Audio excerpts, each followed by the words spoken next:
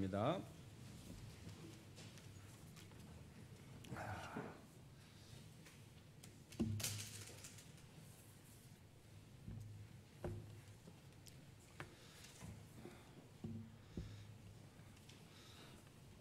오늘 이 말씀은 참 엄청난 말씀인데 여러분 이 말씀을 받을 준비가 되어 있으십니까? 이 요한계시록을 읽으면서 우리가 제일 조심해야 될 게 뭐냐면은 이 귀에 걸면 귀걸이, 코에 걸면 코걸이식으로 요한계시록을 마음대로 여기 갖다 붙이고 저기 갖다 붙이는 거예요. 제일 우리가 조심해야 될 것입니다. 이 대한민국에 이런 일들이 너무 많이 일어났어요. 요한계시록을 마치 암호풀이 하듯이 수수께끼 풀이 하듯이. 자, 여러분 요거 좀 보여주세요. 안 나오네요. 예, 방송실. 예. 요한계시록을 접근할 때 이 저자가 누구인가? 사도 요한이죠. 자, 근데 이 사도 요한이 누구냐? 한번 따라해 볼까요? 페올로고스다. 자, 오늘 방언을 하나 배우셨어요. 자, 페올로고스. 다시 한번 페올로고스. 쉽죠? 이 말이 무슨 뜻이냐? 제가 참 반모섬에 잠시 머물면서 그리스 성도들이 사도 요한을 페올로고스라 이렇게 부르더라고요. 무슨 뜻인가 알아봤더니 최고의 신학자라. 우리는 신학자 하면 성경 기자 중에서 바울을 연상하지 않습니까? 근데 이 그리스의 성도들은 사도 요한을 최고의 신학자라 이렇게 여겨요. 그때만 해도 그 말이 무슨 말인가 곰곰이 많이 생각했는데 시간이 지나면서 이 그리스 성도님들의 말이 맞구나. 자, 이 전제가 요한계시록을 이해하는 데 있어서 굉장히 중요하다는 것을 점점 깨달아요. 여러분, 이 복음서에 보면은 마태, 마가, 누가, 요한 중에서 이 네 번째 복음서 요한복음을 학자들이 뭐라고 부르냐면은 이 복음서 중에서 제일 theological gospel이다. 신학적인 복음서이다. 요한복음 1장 1절이 여러분 어떻게 시작하죠? 태초에 말씀이 계시니라. 이 말씀이 하나님과 함께 계셨으니 이 말씀이 곧 하나님이시니라. 와, 여러분, 요한복음에는 마태복음이나 누가복음 같이 예수님의 탄생 기사가 없어요. 말구유 사건, 동방박사 사건 하나도 기록이 안 돼 있어요. 그럼에도 불구하고 서두부터 어떻게 시작하냐면 태초에 말씀이 계시니라. 이 어마어마한 정말 심오하고 깊고 깊은 신학이 밑바닥에 깔려있는, 저는 복음서를 읽을 때도 그렇고요, 계시록을 읽을 때도 그렇고 사도 요한은 정말 신비한 사람이구나. 어떻게 이렇게 심오한 신학을 알고 깨달았을까? 이 요한계시록을 읽을 때도 마찬가지예요.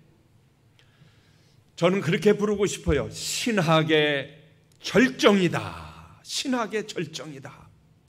복음의 절정이다. 자, 예수님의 오심으로부터 시작한 이 하나님의 나라가 어떻게 완성되는지, 신약, 구약 전체를 합해도 정말 이 새 하늘과 새 땅에 대해서 어마어마한 그 모습을 보여주고 있어요. 교회에 대한 신학도 절정이에요. 하나님의 백성들이 마지막에 어떻게 될 것인가, 이 마지막을 이 계시록만큼 환하게 보여주는 책이 없어요. 자, 오늘 이 이해를 가지고 여러분이 오늘 이 말씀을 보셔야 됩니다. 예수 그리스도가 누구이신가? 여러분은 예수 그리스도를 누구로 이해하고 계십니까? 한번 곰곰이 생각해 보세요. 나는 예수 그리스도를 누구로 이해하고 있는가? 예수님께서 가이사랴 빌립보에서 사람들이 나를 누구로 하느냐? 어떤 이는 이렇게 말하고 어떤 이는 이렇게 말하고 어떤 이는 저렇게 말하나이다. 너희는 나를 누구로 하느냐? 뭐라고 그랬어요? 주는 그리스도시요 살아계신 하나님의 아들이십니다. 역시 우리 사랑누리교회 성도님들 놀라운 고백을 하셨어요.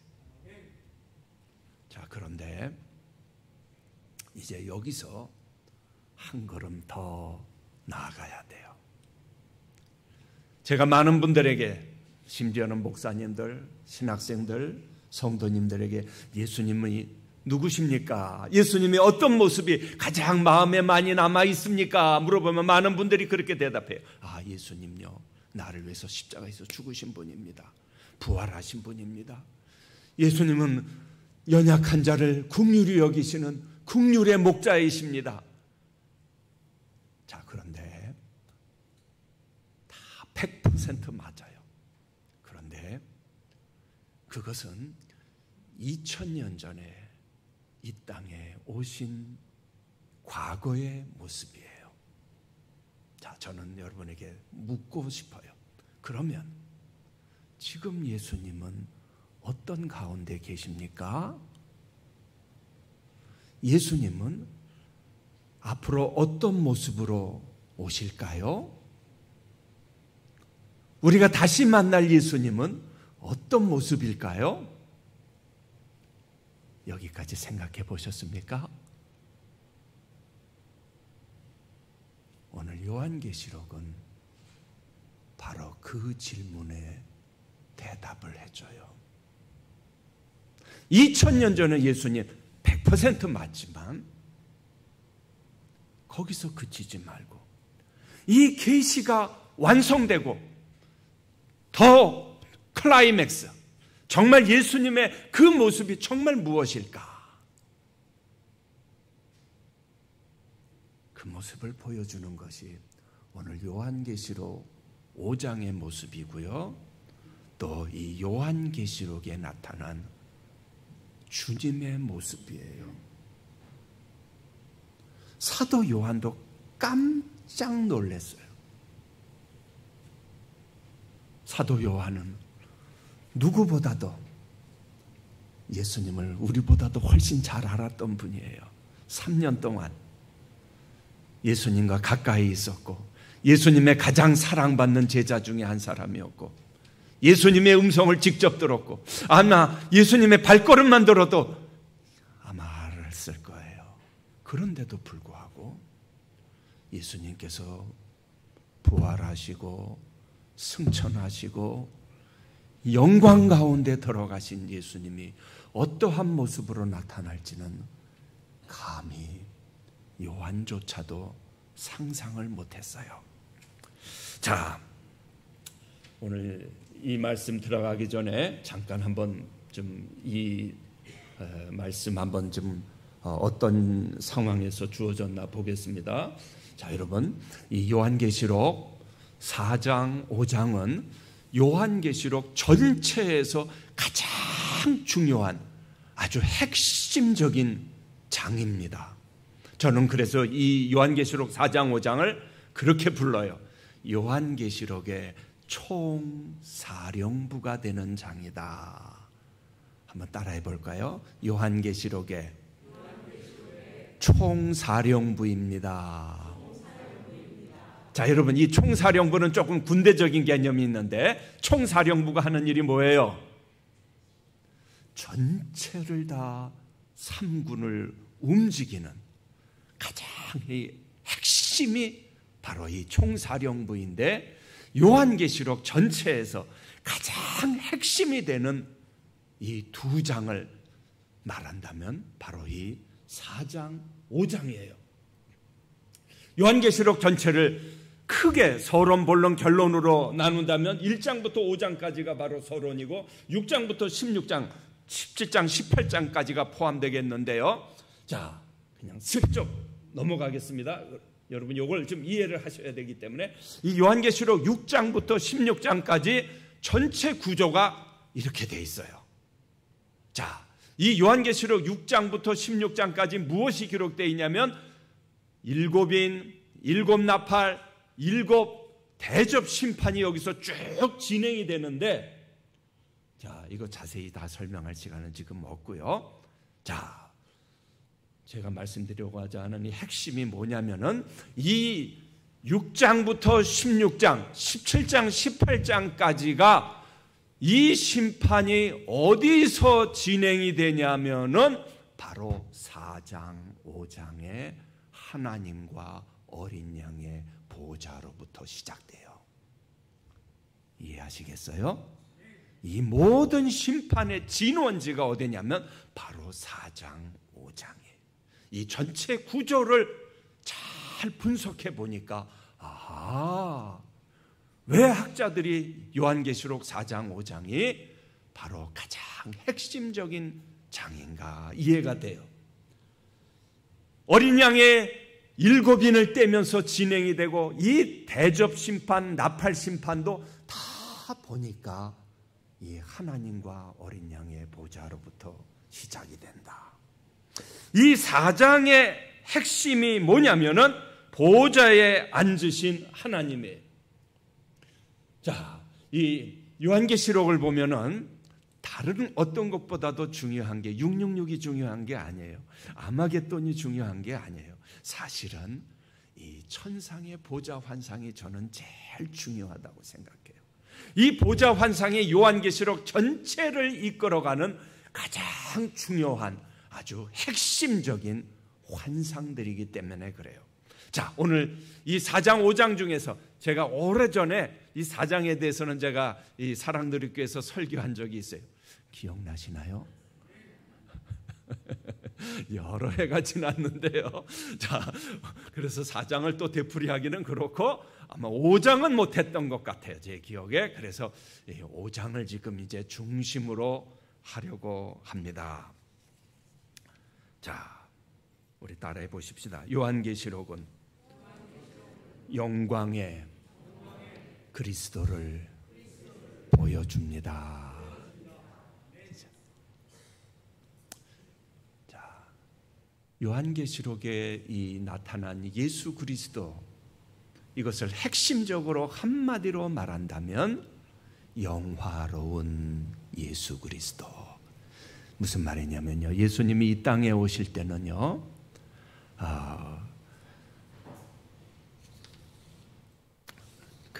예수님께서 이 땅에 오실 때는 이사야서가 참 잘 얘기했어요. 멸시를 받아 사람들에게 버림받은 바 되었으며 도살장으로 끌려가는 어린 양 같았습니다. 욕을 받으시되 욕하지 아니하시고 채찍질 하시되 맞으시되 대신 채찍질하지 않으시고 모든 치욕과 침을 뱉으면 침뱉음을 당하고 그냥 다 당하셨어요. 온유하고 겸손하시고 모든 것을 정말 이 영광의 모든 하늘나라의 영광을 다 내려놓고 이 땅에 처음 오셨어요. 자, 그런데 다시 오실 예수님은 그런 모습이 아니에요. 여러분, 요한계시록 1장을 보십시오. 요한계시록 1장을 보면, 자, 제가 아까 말씀드렸죠. 이 예수 그리스도의 모습, 이 사복음서의 예수님의 모습하고는 어쩌면 우리에게 좀 낯설은 모습일지도 몰라요. 자, 한 구절만 좀 읽어보겠습니다. 다 읽지 못하고요. 자, 17절을 읽어볼까요? 다 같이 한번 읽겠습니다. 내가 볼 때에 그의 발 앞에 엎드러져 죽은 자 같이 되매 그가 오른손을 내게 얹고 이르시되 두려워하지 말라. 나는 처음이요 마지막이니. 자, 여기까지만 보십시다. 자, patmos섬에서 사도 요한이 예수 그리스도의 모습을 본 반응을 17절에 기록했는데, 요한이 어떻게 됐다고 그랬어요? 요한이 어떻게 됐어요? 죽은 자 같이 되었다. 이상하지 않습니까? 자, 우리 이렇게 생각할 수 있잖아요. 지금 사도 요한이 나이가 이제 한 90살 넘은 할아버지예요. 예수님 때문에 patmos섬에 지금 유배받았어요.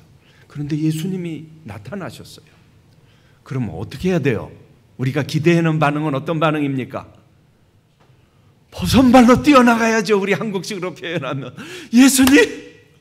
눈물을 흘리면서 오락 안고 예수님 보고 싶었어요. 예수님 때문에 제가 지금 여기 와 있어요. 예수님. 다른 제자들은 여기저기서 목이 잘려 죽기도 하고 화형당하기도 하고 돌에 맞아 죽기도 하고 나만 지금 남아 있어요. 예수님. 이렇게 나타나 주시니 너무 감사합니다. 이게 정상적인 반응 아닌가요? 근데 어떻게 해요? 벌벌벌벌 떨면서 감히 가까이 가지도 못하고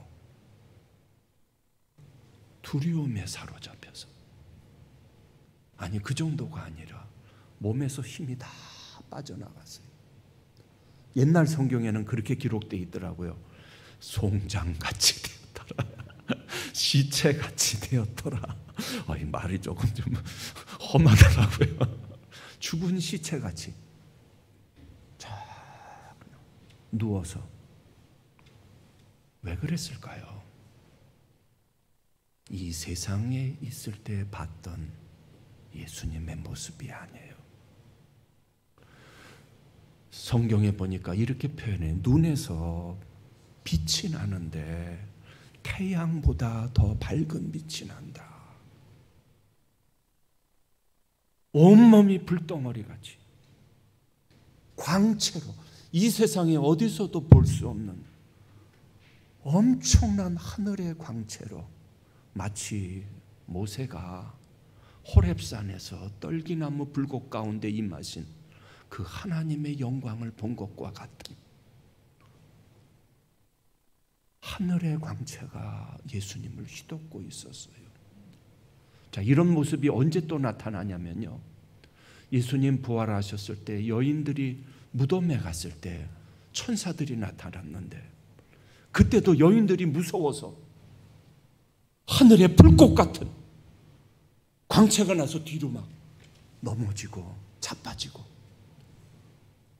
천상의 광채가 휘감고 있는 거예요. 예수님의 음성이 이 세상에 있을 때 음성이 아니에요. 나팔 소리 같고요, 큰 물소리 같고요. 여러분, 이런 음성이 언제 들렸는지 아십니까? 구약에 보면 에스겔과 다니엘이 이 모습을 봤어요. 시내산에서 하나님의 음성이 들릴 때 모세가 이 음성을 들었어요. 두려움에 벌벌벌벌 떨었어요. 이스라엘 백성들이 시내산에서 모세가 하나님의 계명, 십계명을 받을 때 하나님의 임재하심이 실제로 나타났는데, 빽빽한 구름에 천둥이 치고 번개가 치고 감히 사람이 범접할 수 없는 하나님의 영광이 시내산에 임했는데, 이 patmos섬의 계시동굴에 임한 예수 그리스도가 바로 그와 같은 똑같은 하나님의 모습으로 나타나신 거예요. 할렐루야. 요한이 깜짝 놀랐어요. 전혀 기대하지 못했다. 너무나 찬란하고 너무나 아름답고 이 세상에 있을 때 그 예수님의 모습이 아닌 거예요. 여러분들, 이것이 저와 여러분들이 만날 영광의 예수 그리스도입니다. 그 예수님이 뭐라고 그러세요? 요한아, 나야 나, 두려워하지 마. 나는 처음이요 마지막이요, 죽었다가 다시 살아난 자야. 자, 이 5장의 뜻이 엄청난 환상이 열리는데 어떤 환상이 열립니까? 자, 이 4장에서는 어떤 환상이 열렸냐면 보호자에 앉으신 하나님의 엄청난 환상이 열렸어요. 그런데 5장에 보니까 보호자에 앉으신 어린 양의 환상이 또 확 열리는 거예요. 자, 사도 요한이 이 환상을 받을 때의 상황은요, 세상에 소망이 보이지 않은 절망적인 상황이었습니다. 이제 사도 요한은 나이 90이 넘어서 아무 소망도 보이지 않고 여기저기서 교회가 핍박을 당하고 하나님의 사람들이 죽임을 당하고 불의가 왕노릇하고 이 황제에게 절하지 않는 자들은 태워 죽이고 저 무덤에 땅속에 깊이 살아야 되는 절망적인 상황이었습니다. 그런데 하나님께서 하늘을 활짝 열어 보여 주시면서 요한아, 내가 지금 눈에 보는 그것이 전부가 아니야. 저 악이 지금 막 승리하는 것 같고 불의한 자들이 패권을 잡고 왕노릇하는 것 같지만 그게 전부가 아니야. 눈에 보이지 않는 엄청난 실제 세계가 있어. 그리고 내가 앞으로 영원히 접하게 될 궁극적인 모습이 바로 이 모습인데 그것이 무엇이에요? 오늘 요한계시록 5장의 모습이에요. 자, 몇 가지만 이제 정리해 보십시다. 따라해 보십시다. 예수 그리스도는 만왕의 왕이십니다. 자, 오늘 성경 5장 6절 말씀을 한번 같이 읽어볼까요? 5장 6절입니다. 5장 6절 다 같이 한번 읽어볼까요? 내가 또 보니 보좌와 네 생물과 장로들 사이에 한 어린 양이 서 있는데 일찍이 죽임을 당한 것 같더라. 그에게 7뿔과 7눈이 있으니 이 눈들은 온 땅에 보내심을 받은 하나님의 7 영이더라. 자, 여러분, 그거 보기 전에 3장 21절을 한번 보십시다. 3장 21절이 바로 이 4장 5장과 아주 가장 직접적으로 관련이 있는 말씀입니다. 3장 21절 같이 읽겠습니다. 이기는 그에게는 내가 내 보좌에 함께 앉게 하여 주기를 내가 이기고 아버지 보좌에 함께 앉은 것과 같이 하리라. 굉장히 중요해요. 내가, 이거 누가 하신 말씀이에요? 3장 21절 누가 하신 말씀이에요? 예수님이 하신 말씀인데 예수님이 뭐라고 그러시냐면 이기는 자는 내가 내 보좌에 너희들을 앉게 하여 주겠다. 왜냐하면 내가 이기고 아버지 보좌에 함께 앉은 것과 같이 하리라. 지금 무슨 얘기냐면 이 4장이 아버지 보좌에 대한 이야기이고 5장이 내 보좌에 대한 이야기예요. 예수 그리스도의 보좌, 어린 양의 보좌, 하나님의 보좌. 사실은 이게 나누어진 게 아니라 하나가 되는데 너희들도 내 영광의 보좌에 앉게 하여 주겠다. 아멘. 자, 여러분, 이 5장 6절을 말씀을 조금 더 자세히 보면 내가 또 보니 보좌와 네 생물과 장로들 사이에, 자, 우리말로는 이걸 사이에라고 번역을 해서 약간 오해를 불러일으킬 수 있는데 사실은 보다 더 정확하게 번역하면 장로들 가장 가운데에 어린 양이 앉아 있더라, 이런 뜻이에요. 보좌의 이 정중앙에 하나님과 함께 어린 양이 앉아 계시더라. 자, 무슨 얘기냐면 이 5장이 선언하는 가장 중요한 주제는 예수 그리스도가 만왕의 왕이시다, 만주의 주님이시다라는 말씀이에요.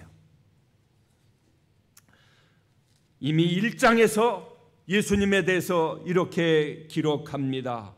1장 5절에 보면 또 충성된 증인으로 죽은 자들 가운데서 먼저 나시고 땅의 임금들의 머리가 되신 예수 그리스도로 말미암아 은혜와 평강이 너희에게 있기를 원하노라. 예수 그리스도가 누구십니까? 만왕의 왕이십니다. 만주의 주님이십니다. 이미 1장에서 예수님께서 그렇게 말씀하셨어요. 나는 처음이요 마지막이니 사망과 음부의 열쇠를 가졌노라. 사망과 음부의 열쇠를 가졌노라. 사람을 죽이기도 하시고 살리실 수도 있고요, 지옥에 보내실 수도 있고 지옥에 있는 자들 끌어내실 수도 있는 분이 예수 그리스도이십니다. 이 5장의 모습은 어떤 모습이냐면 하나님과 어린 양이 보좌의 가운데 앉으셔서 네 생물이 거룩 찬양하는 모습이 나타나요. 24장로가 죽임당하신 어린 양을 찬양하는 모습이 나타나요. 자, 우리 성경을 한번 볼까요? 9절에 보면 5장 9절, 네 생물과 24장로들이 새 노래를 불러 이르되 두루마리를 가지시고 인봉을 떼기에 합당하시도다. 일찍이 죽임을 당하사 각 족속과 방언과 백성과 나라 가운데서 사람들을 피로 사서 하나님께 드리셨다. 12절에 보면 큰 음성으로 이르되 죽임을 당하신 어린 양은 능력과 부와 지혜와 힘과 존귀와 영광과 찬송을 받으시기에 합당하도다. 13절에 보니까 내가 또 들으니 하늘 위에야 땅 위에야 땅 아래야 바다 위에 모든 가운데 피조물이 이르되 보좌에 앉으신 이와 어린 양에게 찬송과 존귀와 영광과 권능을 세세토록 돌릴지어다. 여러분, 이 지상의 어느 누구도 찬양과 경배를 받을 분은 하나님과 어린 양 삼위일체 하나님 외에는 아무도 찬양과 경배를 받아서는 안 됩니다. 아멘. 여러분 정말 아멘이십니까? 그런데 이 성경이 기록될 당시는요, 이게 목이 날아가는 문제였어요. 황제를 숭배할 거냐, 그리스도를 숭배할 거냐, 이 생명이 달린 문제예요. 이거 보통 문제가 아닙니다. 그런데 지금 이 어마어마한 찬양을 이거 고백했다가는 거기서는 목이 날아가는 그런 상황인데 지금 이 찬송을 부르고 있어요. 여러분, 북한에서 이 찬송 부를 수 있습니까? 어림도 없어요. 북한에서 이 찬송가 불렀다가 저 탄광에 끌려가요. 수용소에 끌려가요. 이게 지금 먼 나라 얘기가 아니고요, 지금 계속해서 반복되고 있어요. 일본에서 이 찬송가 불렀다가요, 왕따 당해요. 신사참배가 곳곳에. 참 여러분 이상하지 않습니까? 저는 정말 놀래. 아니 상식적으로 생각해봐. 아니 어떻게 사람이 하나님이야? 말도 안 되는 소리잖아, 그렇죠? 어떻게 사람이 똑같이 우리 같이 먹고 화장실 가고 하는 사람이 어떻게 신이냔 말이에요. 이거 말이 안 되지 않습니까? 근데 이런 일이 일어나고 있다니까요. 얼토당토하는 일이 인류 역사에 계속해서 반복되고 있어요. 오늘 이 성경이 가르쳐주는 것이 바로 그거예요. 우리의 경배와 찬양을 받으실 분 예수 그리스도시다. 만왕의 왕이신 예수 그리스도, 만주의 주이신 예수 그리스도. 여러분 요한계시록 19장을 보십시오. 이 만왕의 왕이요 만주의 주라는 말씀은요 엄청난 말씀이에요.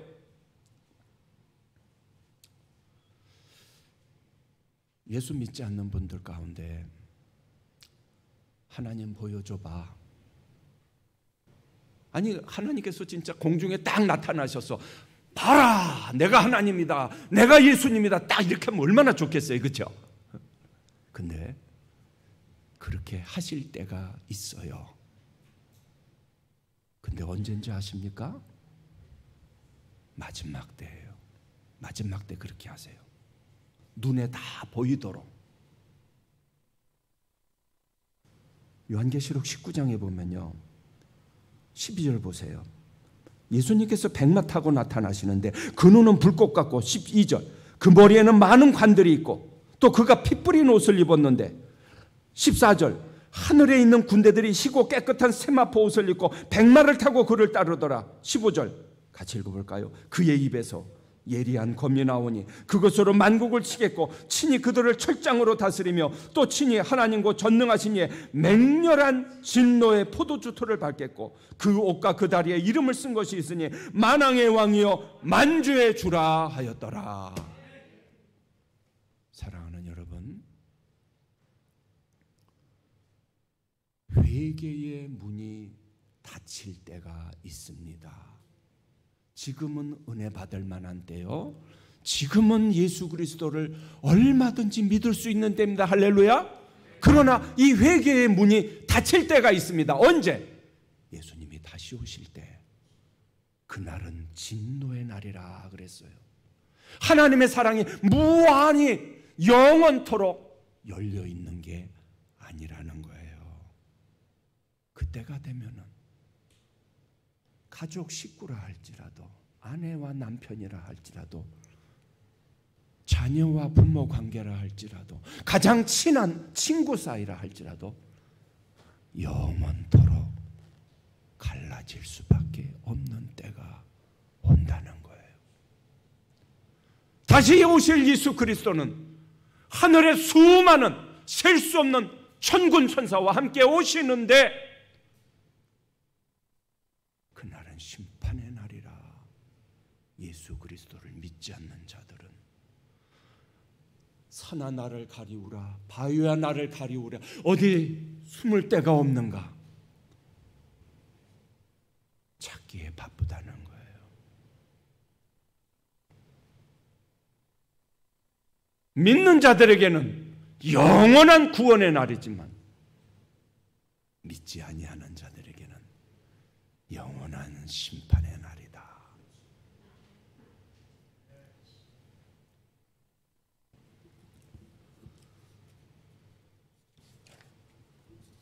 우리 5장으로 다시 돌아와 보면요, 예수님은 또 어떤 분이신가 따라해 보십시다. 예수님은 7 인으로 봉한 두루마리를 여는 분이다. 자, 5장 1절에 보니까 오늘 아마 이 5장을 다 하지는 못할 것 같아요. 오늘은 죽임당하신 어린 양 전편만 하고요. 다음 주에 2부 후편을 하겠습니다.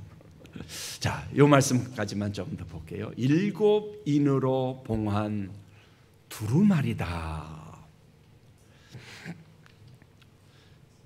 내가 봄에 힘있는 천사가 큰 음성으로 외치기를 누가 두루마리를 펴며 그 인을 떼기에 합당하냐. 하늘 위에나 땅 위에나 땅 아래에 능히 그 두루마리를 펴거나 보거나 할 자가 없다 그랬어요.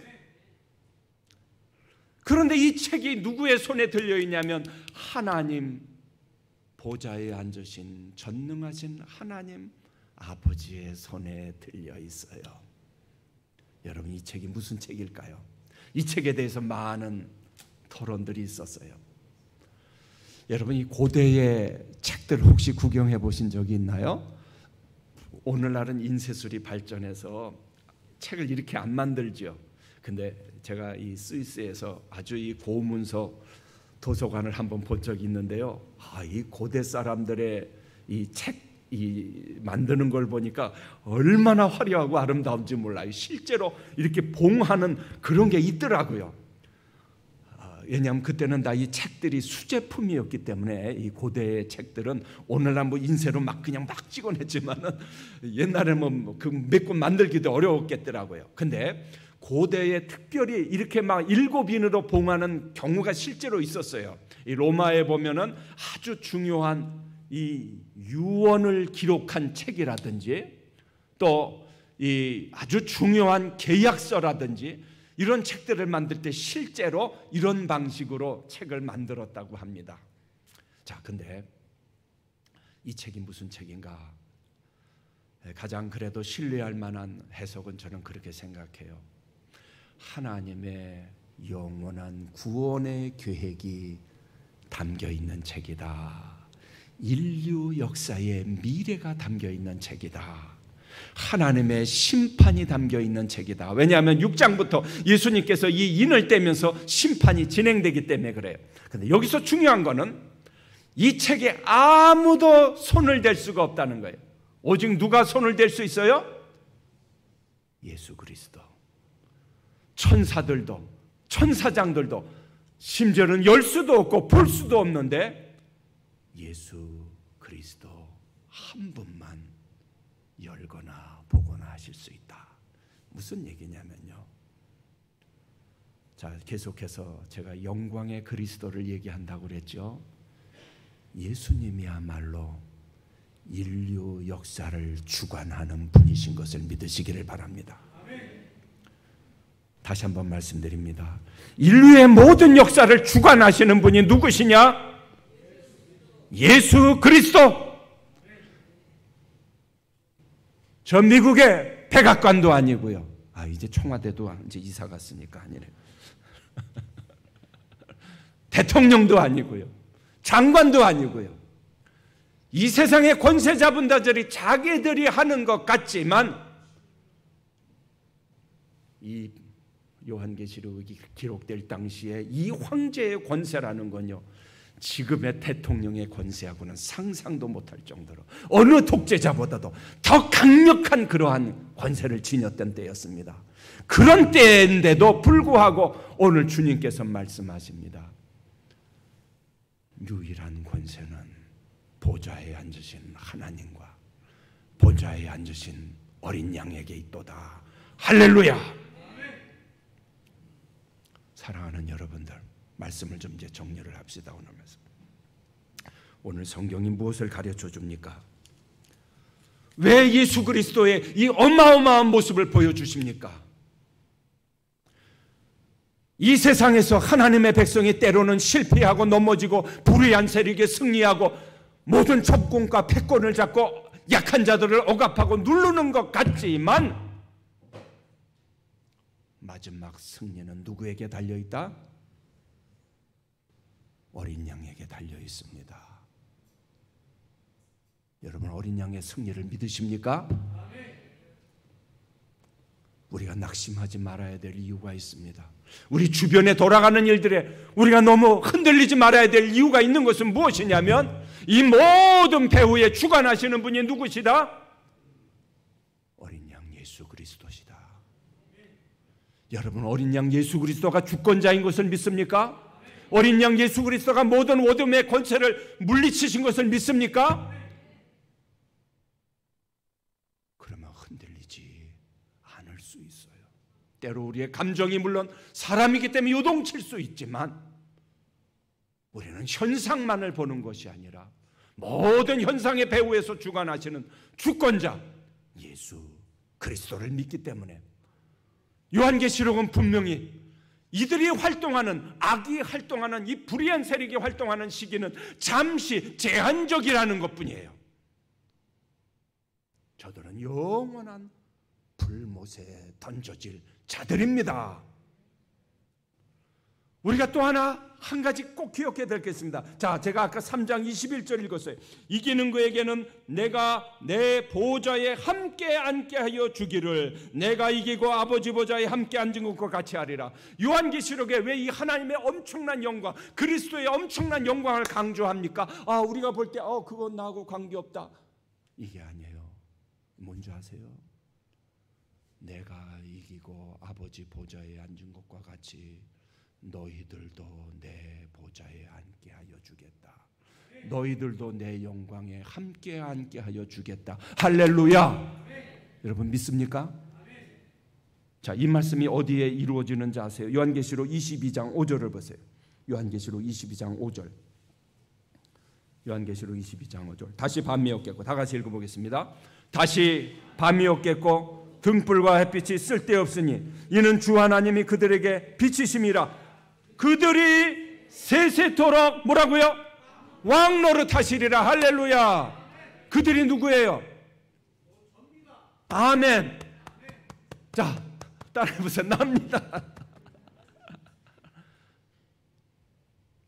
왜 이 엄청난 환상을 보여주세요? 여러분이 그 영광에 들어갈 거기 때문에 그래요. 제가 2월 달에인가요? 설교할 때도 그랬잖아요. 우리의 몸에서 하나님의 영광의 광채가 비칠 겁니다. 믿으십니까? 다 잊어버리셨습니까? 다시 한번 우리 서로 한번 인사해 볼까요? 자, 우리 믿음으로 미리 고백합시다. 우리 장로님, 권사님, 집사님 다 좋습니다. 옆에 계신 분하고 장로님을 뵈니 하나님의 영광을 뵙는 것 같습니다. 자, 고백을 하세요.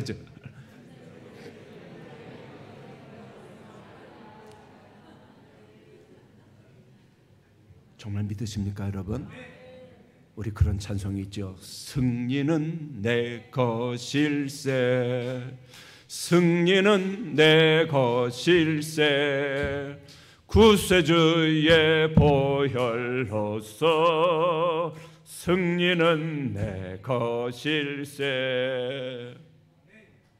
오늘 성경이 가르쳐주는 게 이거예요. 영광일세, 영광일세, 내가 누릴 영광일세. 오늘 요한계시록은 이 영광으로 가득 차 있어요. 이 성경은 이 영광을 본 자들의 기록이에요. 하늘의 영광을 보니까 이 세상의 영광이 하찮게 여겨지는 거예요. 여러분, 우리가 이렇게 기도해야 돼요. 주여, 우리의 눈을 열어 하늘의 영광을 보게 하여 주시옵소서. 하늘의 영광을 보니까 목이 달아나도 주님의 이름을 배신할 수 없는 거예요. 하늘의 영광을 보니까 이 세상의 모든 자랑거리가 다 배설물이다. 예수 그리스도를 아는 지식이야말로 가장 고상하고 가장 위대하고 이 지식에 비할 아무것도 없도다. 요한 칼빈은 그랬어요. 하늘의 영광을 보니까 이 세상의 모든 영광이 쓰레기 같도다. 기도하겠습니다. 하나님 아버지여,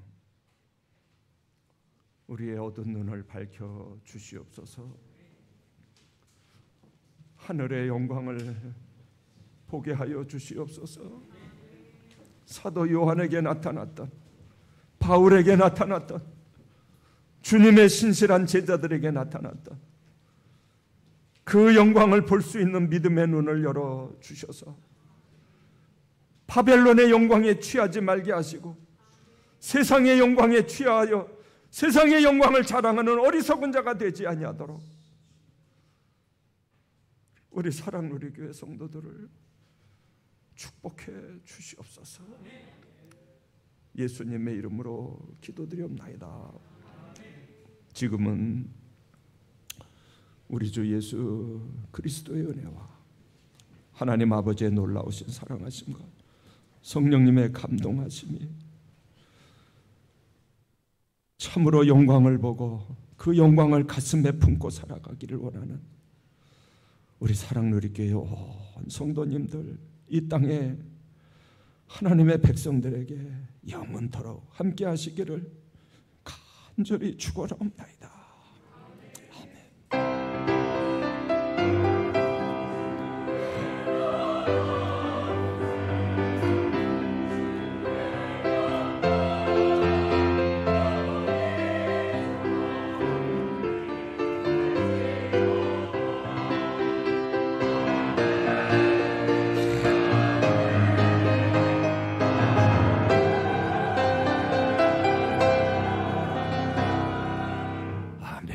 우리 다 같이 일어나셔서 주님 말씀